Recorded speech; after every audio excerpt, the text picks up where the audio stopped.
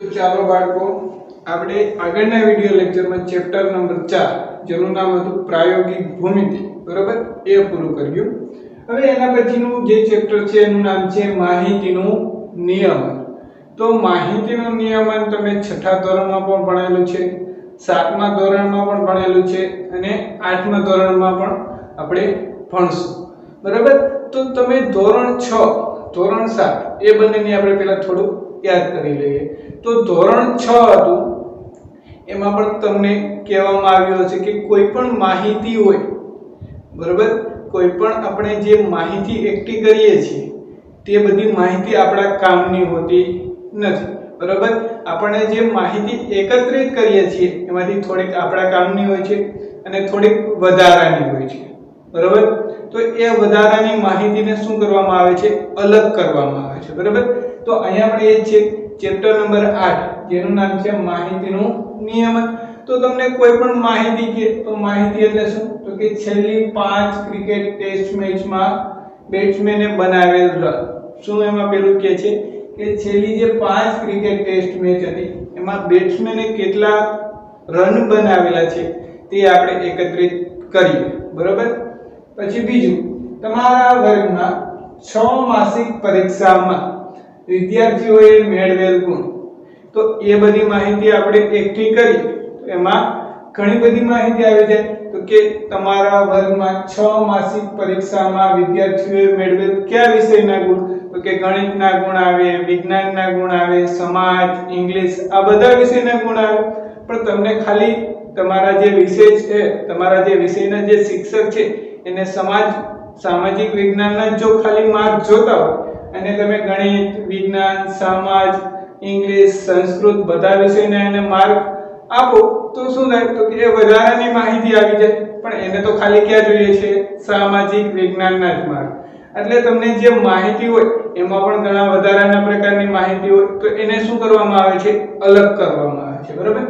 પછી તમે ધોરણ 6 માં કોઈ પણ માહિતી આપેલી હોય એને ચિત્ર આલેખ સ્વરૂપે કેવી રીતે દર્શાવવું એ ભણી ગયા છો। અથવા તમને કોઈ ચિત્ર આલેખ આપેલો તો એના ઉપરથી તમે કહી શકો કે આ પ્રકારે અથવા આ દિવસે અથવા આ વર્ષે એટલા પ્રકારની વસ્તુઓનું વેચાણ થયું હશે। તો તમે ધોરણ 6 માં ચિત્ર આલેખ ભણી ગયા છો। તો ચિત્ર આલેખમાં શું હોય છે, ખાલી તો કે જે તમને માહિતી આપેલી હોય, શું આપેલું હોય, માહિતી આપેલી હોય એને કેવી રીતે દર્શાવવાની, ચિત્રાત્મક એટલે કે ચિત્ર દોરીને રજૂ કરવાની। ચિત્ર આલેખ એટલે શું, તો કે તમને જે માહિતી આપેલી હોય એને ચિત્રાત્મક સ્વરૂપે દર્શાવવાની બરાબર। અથવા તમને કોઈ ચિત્રાત્મક માહિતીનો આલેખ આપેલો હોય તો આપણે કયા દિવસે અથવા કયા વર્ષે અથવા કયા સમયે કેટલું વેચાણ થયું હશે તે તેનો ખ્યાલ મળી જાય। એટલે એ ચિત્ર આલેખ તમે ધોરણ 6 માં ભણી ગયા છો। પછી આવે છે લંબ આલેખ। તો લંબ આલેખ ધોરણ 6 માં પણ ભણી ગયા છો અને ધોરણ 7 માં પણ ભણી ગયા છો। તો પહેલા આપણે ધોરણ 7 ની વાત કરીએ બરોબર, કારણ કે ગયા વર્ષે ધોરણ 7 તમે ભણેલા હો। તો લંબ આલેખ શું, તો કે તમને કોઈ એક માહિતી આપેલી હોય, જેમ કે એક ધોરણ છે બરોબર, એમાં કોઈ એક ગણિત વિષયમાં મેળવેલા માર્કનો લંબ આલેખ કેવી રીતે દોરવો એ તમે ધોરણ 7 માં ભણી ગયા છો। કેમાં ભણી ગયા છો, 7 માં। તો શું કહે છે, લંબ આલેખ એ સમાન પહોળાઈવાળા સ્તંભોની મદદથી કરવામાં આવે છે। મેં એક બાજુમાં લંબ આલેખ દર્શાવેલો છે। તો લંબ આલેખમાં શું છે કે કોઈ એક વર્ષ એટલે કે કોઈ 2003 વર્ષ છે બરોબર, એમાં ધોરણ 6 માં વિદ્યાર્થીઓની સંખ્યા કેટલી છે, ધોરણ 7 માં વિદ્યાર્થીઓની સંખ્યા કેટલી છે, ધોરણ 8 માં વિદ્યાર્થીઓની સંખ્યા કેટલી છે, ધોરણ 9 માં કેટલા વિદ્યાર્થીઓની સંખ્યા છે એ આલેખ દર્શાવેલો છે। અને આ આલેખ માહિતી તમને આપેલી હોય એના ઉપરથી આલેખ કેવી રીતે દર્શાવી શકાય એ તમે ધોરણ 7 માં ભણી ગયા છો બરાબર। એના પછી આવે છે દ્વિલંબ આલેખ પણ ધોરણ 7 માં ભણી ગયા છો, ચેપ્ટર નંબર 4 બરાબર। એમાં અત્યારે તમે ધોરણ 7 માં ભણી ગયા છો। તો એમાં શું હોય છે, તો કે એમાં બે પ્રકારની માહિતીને એક સાથે દર્શાવવામાં આવે છે। શું, તો કે દ્વિલંબ આલેખમાં બે પ્રકારની માહિતીને એક સાથે દર્શાવવામાં આવે છે. ટૂંકમાં કહું તો 2003 માં 6 7 8 9 ધોરણમાં વિદ્યાર્થીઓની સંખ્યાનો આપણે એક આલેખ દોરીએ. પછી આ જ આલેખમાં 2004 માં 6 7 8 અને 9 બરાબર ધોરણમાં વિદ્યાર્થીઓની સંખ્યા કેટલી છે એનો આલેખ દોરીએ. તો એના ઉપરથી તમને શું ખબર પડે કે કયા વર્ષે બરાબર 2003 અથવા 2004 માં ધોરણ 6 ની સંખ્યા વધુ હતી અથવા ધોરણ 7 ની સંખ્યા વધુ હતી. એટલે કે દ્વિલંબ આલેખ પરથી તમે શું કહી શકો તો કે કોઈ પણ બે વસ્તુ અથવા બે વર્ષ અથવા બે વિદ્યાર્થી બરાબર એને કોઈ વિષયમાં અલગ અલગ મેળવેલા ગુણ હોય તો એની કમ્પેરિઝન કરી શકો. શું કરું? કમ્પેરિઝન એટલે કે એકબીજા સાથે સરખાવવું. તો દ્વિલંબ આલેખ શું કહે છે કે દ્વિલંબ આલેખમાં બે પ્રકારની માહિતીને એક સાથે દર્શાવવામાં આવે છે. મેં કીધું એ પ્રમાણે કોઈ બે વિદ્યાર્થીઓના અલગ અલગ વિષયમાં મેળવેલા માર્ક અથવા 2003 અને 2004 માં વિદ્યાર્થીઓની સંખ્યા. એટલે ટૂંકમાં કહીએ તો દ્વિલંબ આલેખમાં શું હોય છે તો કે બે અલગ અલગ માહિતીને દર્શાવવામાં આવે છે. બરાબર આ દ્વિલંબ આલેખનું ધોરણ 7 માં તમે ભણી ગયા છો. હવે એના પછી આવે છે માહિતીને ગોઠવવી. શું તો કે તમને કોઈ માહિતી આપેલી હોય બરાબર કોઈ તમને માહિતી આપેલી હોય એ અસ્તવ્યસ્ત હોય છે. બરાબર તમે થોડીક આ બાજુથી ક્યાંકથી મેળવો અથવા કોઈ બીજી દિશામાંથી મેળવો એટલે બધી દિશામાંથી તમે જે માહિતી મેળવો હવે એ અસ્તવ્યસ્ત પથરાયેલી હોય છે. તો એને આપણે શું કરવી પડે? પહેલા તો ગોઠવવી પડે. જો તમને ગોઠવો નહીં કોઈ પણ માહિતી આપેલી હોય એને ગોઠવો નહીં બરાબર તો તમારે કઈ માહિતીનો ક્યારે ઉપયોગ કરવો છે એની ખબર ન પડે. એટલે તમને જે માહિતી આપેલી હોય એની ગોઠવણી કરવી હંમેશા જરૂરી છે. તો માહિતીની ગોઠવણી આવે છે. તો આ જે માહિતી અસ્તવ્યસ્ત હોય એને શું કહેવાય? કાચી માહિતી. એટલે કે તમને જે બધી દિશામાંથી જે માહિતી મળેલી હોય આ પ્રકારની માહિતીને શું કહેવામાં આવે છે? કાચી માહિતી. બરાબર હવે તમે એ અસ્તવ્યસ્ત જે માહિતી છે એને ગોઠવી લો. કેવી રીતે ગોઠવશો? તો એક ઉદાહરણ દ્વારા સમજાવેલું છે. શું કહે છે કે કોઈ એક વર્ગ છે. કોઈ એક વર્ગ છે એમાં 1 2 3 4 5 6 7 8 અને 9 વિદ્યાર્થીઓને ઊભા કરવામાં આવે છે. શું કહે છે? કોઈ એક વર્ગ છે એમાં 9 વિદ્યાર્થીઓને ઊભા કરવામાં આવે છે અને તેના પસંદગીના વિષયો તેમને પૂછવામાં આવે છે. બધા જે વિદ્યાર્થીઓ છે એને ઊભા કરીને તેમના પસંદગીના વિષયો પૂછવામાં આવે છે.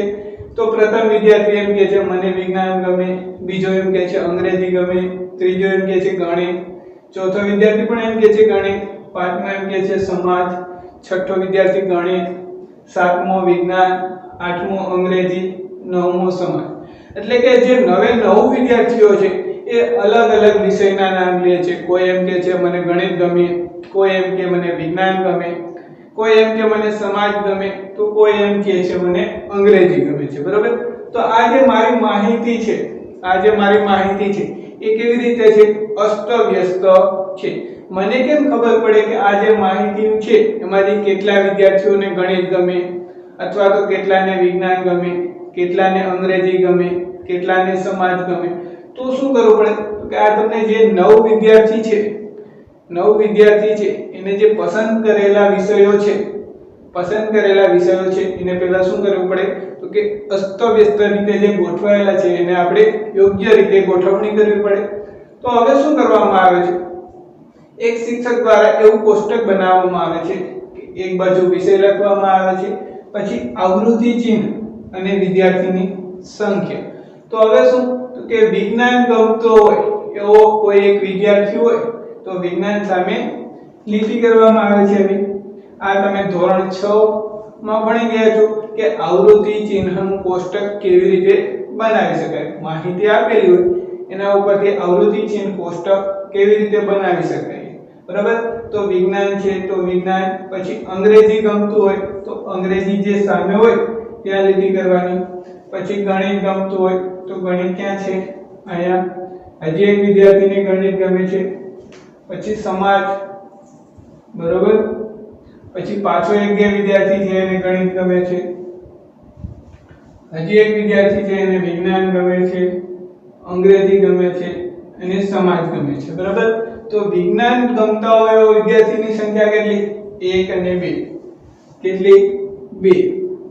પછી અંગ્રેજી ગમતા હોય એવા વિદ્યાર્થીની સંખ્યા 2. ગણિત ગમતા હોય એવા વિદ્યાર્થીની સંખ્યા 3 અને સામાજિક વિજ્ઞાન ગમતું હોય એવા વિદ્યાર્થીની સંખ્યા 2. તો હવે તમે ડાયરેક્ટ કહી શકો શું? તો કે વિજ્ઞાન ગમતા હોય એવા વિદ્યાર્થીની સંખ્યા 2 છે, અંગ્રેજી ગમતું હોય એવા વિદ્યાર્થીની સંખ્યા 2 છે, ગણિત ગમતું હોય એવા વિદ્યાર્થીની સંખ્યા 3 છે, સમાજ ગમતો હોય એવા વિદ્યાર્થીની સંખ્યા 2 છે. એટલે કે તમને આ જે કાચી માહિતી આપેલી હતી, તેમાંથી તમે કહી શકતા નહોતા કે આ વિદ્યાર્થીઓને આ વિષય ગમે છે, આ વિદ્યાર્થીઓને આ વિષય ગમે છે. હવે તમે ડાયરેક્ટ કહી શકો છો તો કે વિજ્ઞાન વિષય ગમતો હોય એવા વિદ્યાર્થીઓની સંખ્યા કેટલી? 2. ગણિત ગમતો હોય એવા વિદ્યાર્થીઓની સંખ્યા કેટલી? 3. તો કે આ તમને જે માહિતી અસ્તવ્યસ્ત રીતે આપેલી હતી એને શું કરી દીધું આપણે? કોષ્ટકમાં દર્શાવી દીધી. કેમાં દર્શાવી દીધી? કોષ્ટકમાં દર્શાવી દીધી. તો કોઈ એમ કે સર આ જે માહિતી છે એને હું ચિત્ર આલેખ સ્વરૂપે દર્શાવી શકું અથવા તો લંબ આલેખ સ્વરૂપે દર્શાવી શકું? તો કે હા, આપણે દર્શાવી શકીએ. તમને આ જે માહિતી આપેલી છે એને ચિત્ર આલેખમાં દર્શાવવી હોય તો શું કરવાનું? તો કે વિજ્ઞાનને કોઈ અલગ ચિત્ર વડે દર્શાવવાનું, અંગ્રેજીને અલગ ચિત્ર વડે, ગણિતને અલગ ચિત્ર વડે, સામાજિક વિજ્ઞાનને અલગ ચિત્ર વડે દર્શાવી શકાય. પછી કોઈ એમ કે આ માહિતીને મારે લંબ આલેખ વડે દર્શાવવી તો એ પણ દર્શાવી શકાય. શું કરવાનું? તો કે નીચે જે છે અક્ષ એના ઉપર વિષયોના નામ લખી દેવાના અને y અક્ષ છે એના ઉપર શું લખવાનું? તો કે ગણિત ગમતા હોય એવા વિદ્યાર્થીઓની સંખ્યા કેટલી? 3. એટલો લાંબો આલેખ થાય, બરાબર. તો આ જે માહિતી છે એને આપણે લંબ આલેખ સ્વરૂપે પણ દર્શાવી શકીએ, બરાબર. તો આ જે માહિતીની કેવી રીતે ગોઠવણી કરી શકાય. હવે એના પછી આવે છે વર્ગીકૃત માહિતી. શું આવે છે? વર્ગીકૃત માહિતી. તો વર્ગીકૃત માહિતી માટે એક તો પહેલા એક ઉદાહરણ દ્વારા આપણે સમજી લઈએ કે શું હોય છે. તો આ જે વર્ગીકૃત માહિતી છે એમાં ખૂબ જ મોટા અવલોકનો અથવા ખૂબ જ જાજા બધા પ્રકારના અવલોકનો આપેલા હોય છે. જેમ કે અહીંયા તો તમને ખાલી 9 વિદ્યાર્થીઓની સંખ્યા આપેલી હતી, બરાબર, અને તેને કયા વિષય ગમે છે એટલું જ કહેવામાં આવેલું હતું. પણ અહીંયા તો તમને કદાચ એવું કહે કે 500 વિદ્યાર્થીઓએ મેળવેલા ગુણ અથવા કોઈ એક સ્કૂલ છે, બરાબર, એમાં જે બધા વિદ્યાર્થીઓની છે ઊંચાઈ એને કેવી રીતે આપણે માહિતીને આપણે ગોઠવી શકીએ. તો એના માટે વર્ગીકૃત માહિતી કરવી જરૂરી છે.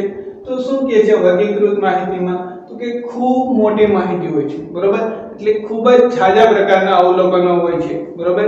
એક જ સ્કૂલમાં જો 500 અથવા 1000 વિદ્યાર્થીઓ હોય તો તેની ઊંચાઈ કેટલી છે એને આપણે માહિતી સ્વરૂપે દર્શાવવી હોય તો એમાં કેવા પ્રકારની માહિતીનો ઉપયોગ થાય છે? વર્ગીકૃત માહિતી. હવે એક ઉદાહરણ દ્વારા હું સમજાવું છું. શું કહે છે? 25 વિદ્યાર્થીએ 40 માંથી મેળવેલ ગુણ નીચે પ્રમાણે છે. શું કહે છે? 25 વિદ્યાર્થીઓની સંખ્યા છે એને કેટલામાંથી મેળવેલ ગુણ છે? 40 માંથી મેળવેલ ગુણ નીચે પ્રમાણે છે. તો આ માહિતીને મારે વર્ગીકૃત સ્વરૂપે દર્શાવવી છે. કેવી રીતે વર્ગીકૃત સ્વરૂપે દર્શાવવી છે? કોઈ એમ કે સર મારે આ માહિતીની આ જે ગોઠવણી છે એટલે કે આવૃત્તિ ચિહ્ન કોષ્ટક દ્વારા દર્શાવવી હોય તો દર્શાવી શકાય, નાનો પાડી શકાય. પણ શું? તો કે આ જો 1 થી 40 સુધીના અંક લખવા જો છે, કારણ કે વધુમાં વધુ કેટલા ગુણ છે? 40 ગુણ છે, બરાબર. એટલે 1 થી 40 સુધીના ગુણ લખવા જો છે તો એના માટે આવૃત્તિ ચિહ્ન કોષ્ટક કેવડું બહુ બધું મોટું થઈ જાય. તો એ મોટું ન લખવું હોય તો એના માટે શું કરવામાં આવે છે? વર્ગીકૃત માહિતીનો ઉપયોગ કરવામાં આવે છે. ટૂંકમાં કહીએ તો જે બહુ મોટી માહિતી હોય એને આવૃત્તિ કોષ્ટકમાં ન દર્શાવી શકાય એટલે એના માટે શું કરવામાં આવે છે? વર્ગીકૃત માહિતીનો ઉપયોગ લેવામાં આવે છે. તો 25 વિદ્યાર્થીઓ 40 માંથી મેળવેલ ગુણ નીચે પ્રમાણે છે. કયા કયા ગુણ મેળવે છે? 36, 18, 20, 38, 22, 16, 14, 10, 27, 29, 28, 25 એવી રીતે છેલ્લે કયા ગુણ મેળવે છે? 24 બરોબર। હવે આ જે માહિતી છે એને મારે વર્ગીકૃત એટલે કે વર્ગોના સ્વરૂપમાં દર્શાવવી છે। તો જે પહેલો વર્ગ છે, પહેલો વર્ગ ને કયો રાખ્યો 0 થી 10 એટલે કે આ જે માહિતી છે એમાં 0 થી 10 વચ્ચે આવતા માર્ક હોય એને હું કેમાં દર્શાવીશ 0 થી 10 માં બરોબર। પછી બીજો વર્ગ કયો દર્શાવ્યો 10 થી 20 10 થી 20 તો આ જે માહિતી છે એમાં 10 અને 20 વચ્ચે આવતા માર્ક હોય એને હું કેમાં દર્શાવી 10 થી 20 ના વર્ગમાં। પછી 20 થી 30 તો આ જે માહિતી છે એને 20 થી 30 વચ્ચે માર્ક આવતા હોય એને હું કેમાં દર્શાવીશ 20 થી 30 માં। એવી જ રીતે 30 થી 40 માં। તો કોઈ એમ મને ડાયરેક્ટ ક્વેશ્ચન પૂછે શું તો કે સર કોઈ વિદ્યાર્થીને 40 માંથી 20 ગુણ આવે 40 માંથી 20 ગુણ આવે તો તમે કયા વર્ગમાં દર્શાવશો 10 થી 20 કે 20 થી 30।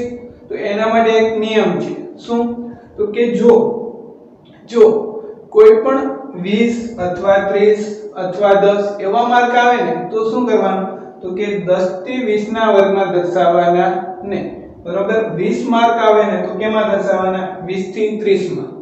30 માર્ક આવે તો 30 થી 40 માં। એટલે કે એવા માર્ક આવે જે વર્ગના આગળ અને પાછળના માર્ક હોય તો શું કરવાનું તો કે જે 20 માર્ક આવે ને તો એના પછીના વર્ગમાં દર્શાવવાના 30 માર્ક આવે તો એના પછીના વર્ગમાં દર્શાવવાના બરાબર। તો હવે જોઈએ 36 આવે છે તો 36 કેમાં દર્શાવશું 30 થી 40 ના વર્ગમાં બરાબર। પછી 18 ને બીજા વર્ગમાં 18 પછી 20 તો 20 ને કેમાં દર્શાવશું આપણે ત્રીજા વર્ગમાં। એટલે કે એના પછીનો જે મોટો વર્ગ આવતો હોય એમાં દર્શાવવાનો બરાબર। પછી 38 ને કેમાં દર્શાવશું 30 થી 40 ના વર્ગમાં। 22 ને કેમાં દર્શાવશું 20 થી 30 ના વર્ગમાં। 14 ને 10 થી 20 ના વર્ગમાં। 16 ને 10 થી 20 ના પાછા 14 ને પણ 10 થી 20 ના વર્ગમાં। 10 ને કેમાં દર્શાવશું તો કે 10 ને આ વર્ગમાં દર્શાવશું નહીં એના પછીના વર્ગમાં દર્શાવશું। એટલે કે એના માટે એક આડો લીટો 4 લીટા થઈ ગયા એની માટે એક નિશાન। 27 ને આ વર્ગમાં। 39 નીચેનું 28 આ વર્ગમાં। 25 એટલે કે માથે પાછો લીટો। હવે આવ્યા 11 માર્ક તો 11 માર્ક એટલે આ વર્ગમાં। 14 17 19 30 એટલે કે નીચેનો વર્ગ કારણ કે 30 અને 40 ને આપણે કેમાં દર્શાવીએ છીએ નીચેના વર્ગમાં બરાબર। પછી 31 એટલે કે આ વર્ગ। 35 37 39 35 28 ને કેમાં દર્શાવશું 20 થી 30 માં અને 24 એને પણ આમ બરાબર। તો હવે તમે ડાયરેક્ટ કહી શકો શું તો કે 0 થી 10 માં આવતા 0 થી 10 માં જે માર્ક આવે છે એવા વિદ્યાર્થીઓની સંખ્યા કેટલી છે 0। પછી 10 થી 20 માં આવે એવા વિદ્યાર્થીઓની સંખ્યા કેટલી તો કે 5 ને 4 9 5 ને 4 9। પછી 20 થી 30 માં આવે એવા વિદ્યાર્થીઓની સંખ્યા કેટલી 5 ને 2 7 અને 30 થી 40 માં વિદ્યાર્થીઓની સંખ્યા આવે કેટલી તો કે 5 ને 4 9। તો આ બધાનો તમે સરવાળો કરી લો 0 + 9 કરો તો 9 9 + 7 કરો તો 16 16 + 9 કરો તો 25 એટલે કે ટોટલ વિદ્યાર્થીઓ કેટલા હતા 25। હવે તમે આ જે માહિતી હતી બરોબર એને આપણે કેમાં દર્શાવી દીધી કોષ્ટક સ્વરૂપે દર્શાવી દીધી। તો હવે તમે ડાયરેક્ટ આસાનીથી કહી શકો શું કે 0 થી 10 વચ્ચે માર્ક આવતા હોય એવા વિદ્યાર્થીની સંખ્યા કેટલી 0। 10 થી 20 વચ્ચે માર્ક આવતા હોય એવા વિદ્યાર્થીની સંખ્યા 9। 20 થી 30 વચ્ચે માર્ક આવતા હોય વિદ્યાર્થીની સંખ્યા 7। 30 થી 40 વચ્ચે વિદ્યાર્થીઓની સંખ્યા કેટલી છે 9। હવે આ તમે જે વર્ગ જોયા 0 થી 10 10 થી 20 20 થી 30 30 થી 40 એ જે વર્ગ છે એમાં જે પ્રથમ સંખ્યા છે ડાબી બાજુ એને શું કહેવાય અધઃ સીમા। એને શું કહેવાય અધઃ સીમા। જે આ આગળની જે સંખ્યા છે એને કહેવાય અધઃ સીમા, આ જે પાછળની સંખ્યા છે એને કહેવાય ઊર્ધ્વ સીમા. શું કહેવાય? ઊર્ધ્વ સીમા. આગળની સંખ્યાને અધઃ સીમા, પાછળની સંખ્યાને ઊર્ધ્વ સીમા. અને તમે જોશો શું તો કે આ જે વર્ગ છે 0 થી 10, 10 થી 20, 20 થી 30, 30 થી 40 એનો તફાવત લેશો. શું લેશો? તફાવત. એટલે કે પ્રથમ વર્ગ છે 0 થી 10 એનો તફાવત લેશો તો 10, 10 થી 20 નો તફાવત લેશો તો 10, 20 થી 30 નો તફાવત લેશો તો 10, 30 થી 40 નો તફાવત લેશો તો 10. એટલે કે આ જે તફાવત મળે એને શું કહેવાય? વર્ગ લંબાઈ. શું કહેવાય? વર્ગ લંબાઈ. તો અધઃ સીમા એટલે શું? તો કે તમને જે વર્ગ આપેલો એ વર્ગ ક્યાંથી શરૂઆત થાય છે? કે 0 થી 10 થી 20 થી 30 થી. તો એને શું કહેવાય? અધઃ સીમા. એ વર્ગ ક્યાં પૂરો થાય?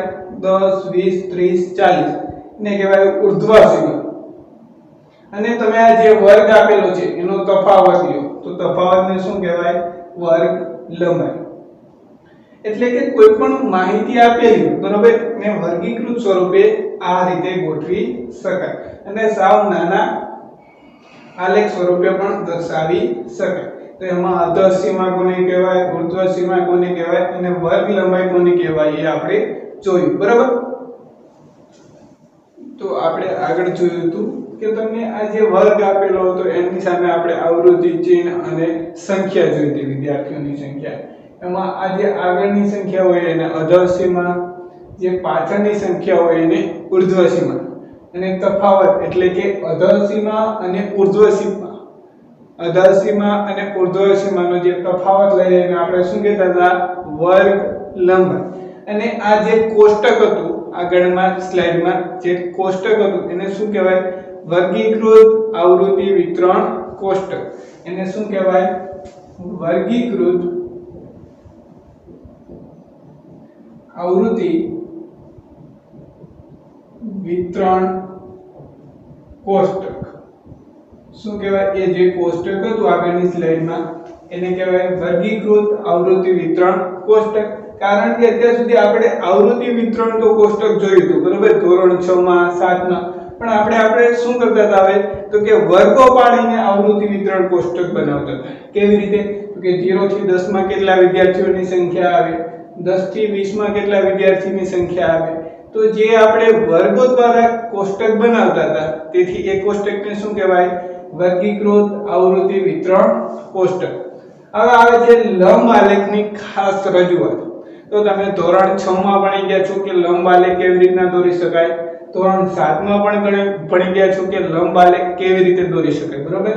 તો ખાસ રજૂઆતમાં શું છે તો કે જે આ છે આલેખ બરાબર, વર્ગ ક્યુ આવૃત્તિ વિતરણ કોષ્ટક, વર્ગીકૃત આવૃત્તિ વિતરણ કોષ્ટક.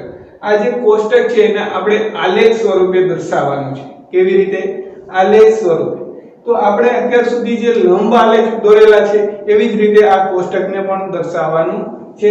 તો ચાલો દર્શાવીએ. તો પહેલા શું કરતા હતા આપણે લંબ આલેખમાં? x અક્ષ દોરતા હતા, y અક્ષ દોરતા હતા. તો અહીંયા પણ એ જ કરવાનું છે. ચાલો બરોબર, આ y અક્ષ દોરી લીધી. હવે હું x અક્ષ દોરું છું. પછી આપણે શું કરતા હતા તો કે x અક્ષ અને y અક્ષ પર લખતા હતા. શું? તો કે x અક્ષ પર શું છે અહીંયા? પહેલા આપણે થોડુંક વિદ્યાર્થીઓ જોઈએ. એક વર્ગના 60 વિદ્યાર્થીઓએ વિજ્ઞાન વિષયની કસોટીમાં મેળવેલ માર્ક્સ નીચે પ્રમાણે છે. આ જે 60 વિદ્યાર્થીઓ છે બરાબર, કઈ કસોટીમાં? તો કે વિજ્ઞાન વિષયની કસોટીમાં મેળવેલ માર્ક્સ નીચે પ્રમાણે છે. એટલે કે આ જે વર્ગીકૃત આવૃત્તિ વિતરણ કોષ્ટક છે એનો અર્થ શું થાય તો કે 0 થી 10 સુધી, 0 થી 10 સુધીમાં માર્ક મેળવ્યો હોય એવા વિદ્યાર્થીની સંખ્યા કેટલી? 2. 10 થી 20 માર્ક મેળવેલા હોય એવા વિદ્યાર્થીઓની સંખ્યા 10. 20 થી 30 માર્ક મેળવેલા હોય એવા વિદ્યાર્થીઓની સંખ્યા 21. 30 થી 40 માર્ક મેળવેલા હોય એવા વિદ્યાર્થીઓની સંખ્યા 19. 40 થી 50 માર્ક મેળવેલા હોય એવા વિદ્યાર્થીઓની સંખ્યા 7, 50 થી 60 હોય એવા વિદ્યાર્થીઓની સંખ્યા 1 અને કુલ વિદ્યાર્થીઓની સંખ્યા કેટલી છે 60. તો હવે તમને આ જે વર્ગીકૃત આવૃત્તિ વિતરણ કોષ્ટક આપેલું એના ઉપરથી તમને એમ કે સ્તંભ આલેખ દોરો. ખાસ રજૂઆત એટલે કે સ્તંભ આલેખ.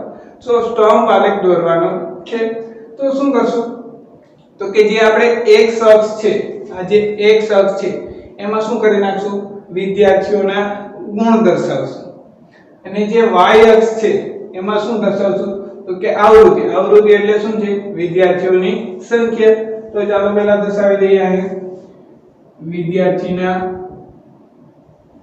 ગુણ, બરાબર, ને y અક્ષ પર શું દર્શાવશું વિદ્યાર્થીઓની સંખ્યા, બરાબર. હવે તમને આલેખ ઉપર જોશો ને તો આલેખ ઉપર વધુમાં વધુ ગુણ કેટલા આપેલા છે અહીં 0 છે, સોરી ઓછામાં ઓછા 0 છે ને વધુમાં વધુ કેટલા ગુણ છે 60. તો અહીંયા હશે 0, 10, 20, 30, 40, 50 અને 60. વધુમાં વધુ કેટલા ગુણ છે 60. આપણે 60, 70, 80 સુધી જવાનું, બરાબર. વધુમાં વધુ જે ગુણ આપેલા હોય એના કરતા એક ડગલું આગળ ચાલવાનું. અને વધુમાં વધુ વિદ્યાર્થીઓની સંખ્યા કેટલી છે 21. તો આપણે એવી રીતે પ્રમાણમાં પસંદ કરવાનું જેથી આપણો આલેખ યોગ્ય રીતે દેખાય. તો હું 1 એકમ બરાબર 2 વિદ્યાર્થીની સંખ્યા લઉં. 2, 4, 6, 8, 10, 12, 16, 18, 20, 22. બરાબર. તમારે યોગ્ય રીતે સ્કેલ માપ લઈને આ લેવાનું છે. હવે શું કરશું તો કે 0 થી 10 માર્ક હોય એવા વિદ્યાર્થીની સંખ્યા કેટલી છે 2. 0 થી 10 માર્ક હોય એવા વિદ્યાર્થીની સંખ્યા કેટલી છે તો 2. તો આ 0 થી 10, બરાબર, આ 0 થી 10 એવા વિદ્યાર્થીની સંખ્યા કેટલી છે 2. 0 થી 10 માર્ક હોય એવા વિદ્યાર્થીની સંખ્યા 2. હવે 10 થી 20 હોય એવા વિદ્યાર્થીની સંખ્યા કેટલી છે 10. એટલે કે આલેખ આપણે કઈ રીતે દોરશું તો કે આ 10 થી 20 હોય એવા વિદ્યાર્થીઓની સંખ્યા 10 છે. તો આ બાજુ પણ એ જ રીતે કરશું, બરાબર, અને જોડી દઈશું. હવે 20 થી 30 હોય એવા વિદ્યાર્થીઓની સંખ્યા કેટલી છે 21. 21 એટલે કે 20 અને 21 ની એક્ઝેક્ટ વચ્ચે આવશે. તો ચાલો પહેલા જોડો.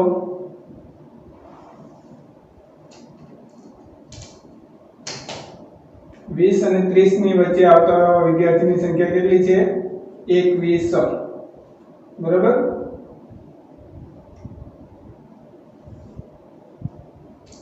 અહીંયા જોડી દો.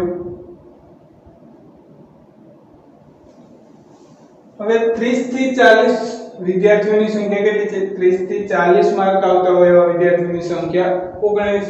19 એટલે કે 20 અને 18 ની વચ્ચે આવશે. તો ચાલો એને પણ જોડી દો.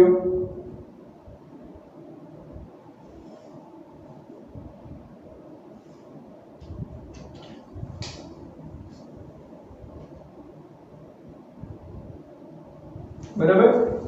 હવે આ તો 40 અને 50 વચ્ચે વિદ્યાર્થીઓની સંખ્યા કેટલી છે 40 અને 50. 40 અને 50 માર્ક્સ આવતા હોય એવા વિદ્યાર્થીની સંખ્યા 7. એટલે કે 6 અને 8 વચ્ચે આવશે, બરાબર. કેની વચ્ચે આવશે 6 અને 8 વચ્ચે. તો ચાલો એને પણ જોડી દો.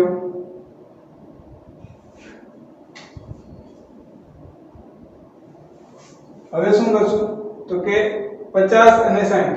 50 અને 60 એવા વિદ્યાર્થીઓની સંખ્યા કેટલી છે 1, બરાબર. તો તમે જોયું તો કે લંબ આલેખ હતો ને એમાં જે બે સ્તંભો છે ને એની વચ્ચે જગ્યા રહેતી હતી. શું રહેતું હતું જગ્યા રહેતી હતી. પણ સ્તંભ આલેખમાં બે સ્તંભો વચ્ચે જગ્યા રહેતી નથી. કેમ? કારણ કે આ જે વર્ગો છે એની ઉર્ધ્વ સીમા, પ્રથમ વર્ગની ઉર્ધ્વ સીમા એટલે કે પાછળની સંખ્યા એ બીજા વર્ગની શું છે અધર સીમા, બીજા વર્ગની ઉર્ધ્વ સીમા એ ત્રીજા વર્ગની અધર સીમા, ત્રીજા વર્ગની ઉર્ધ્વ સીમા એ ચોથા વર્ગની અધર સીમા. તો દરેક વખતે જોશો તો એક એ હશે બીજા એક વર્ગની ઉર્ધ્વ સીમા હશે તો બીજી વર્ગની અધર સીમા હશે, એટલે કે ક્યાંય વચ્ચે જગ્યા રહેશે નહીં. તો આ નીચે બે મુદ્દા આપેલા છે. સ્તંભની ઊંચાઈ જે તે વર્ગની આવૃત્તિ દર્શાવે છે.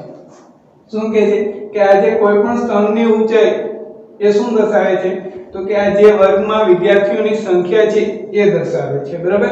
અને અંતરાલ વચ્ચે જગ્યા નથી, એમ બે સ્તંભો વચ્ચે પણ જગ્યા નથી, એટલે કે આ જે અંતરાલ છે આપડા વર્ગ અંતરાલ એની વચ્ચે જેમ જગ્યા નથી એમ બે સ્તંભો વચ્ચે પણ જગ્યા નથી. તો આ હતી લંબ આલેખની ખાસ રજૂઆત. તો ખાસ રજૂઆતમાં શું હોય છે કે x અક્ષ ઉપર વિદ્યાર્થીઓના ગુણ, y અક્ષ ઉપર વિદ્યાર્થીઓની સંખ્યા. ખાસ ધ્યાન રાખવાનું શું હોય છે તો કે આ જે લંબ આલેખમાં બે સ્તંભ બે આલેખો વચ્ચે જગ્યા હોય છે સ્તંભો વચ્ચે, એ સ્તંભ આલેખમાં જગ્યા હોતી નથી, બરાબર. હજી તમને કોઈ એક જગ્યાએ એવું પણ આપશે કે આ જે હશે ને 0 થી 10, ખાલી સમજાવવા માટે ચેકું છું, ત્યાં આવી લાઈન હશે. આપણે કેમ કોઈ પણ હોસ્પિટલમાં હોય, બરાબર, તો હોસ્પિટલમાં પણ આવી ઘણી જગ્યાએ લાઈન દેખાતી હોય. તો આનો મતલબ શું છે? તો આનો મતલબ એવો છે કે મારે 0 થી 10 અંક સુધીના કોઈ અંક જરૂરી નથી. 0 થી 10 અંક સુધીના કોઈ અંક જરૂરી નથી, બરાબર. કદાચ આવું પણ આપેલું હોય કે ડાયરેક્ટ અહીંથી 50 થી શરૂઆત કરતા હોય, 50 60 70 80 90 100. તો એનો મતલબ શું થાય છે કે મારે જે આલેખ છે એમાં 0 અને 50 વચ્ચેના અંક દર્શાવવાની જરૂર નથી, કારણ કે 0 અને 50 અંક વચ્ચેના જે અંક આવે છે એનો મારે કશો ઉપયોગ નથી.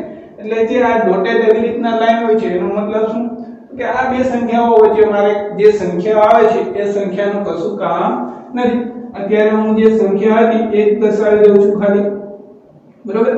તો આ હતો સ્તંભ આલેખ. હવે જે સ્વાધ્યાય 5.1 આવે છે એ આપણે આગળના વિડિયો લેક્ચરમાં જોશું.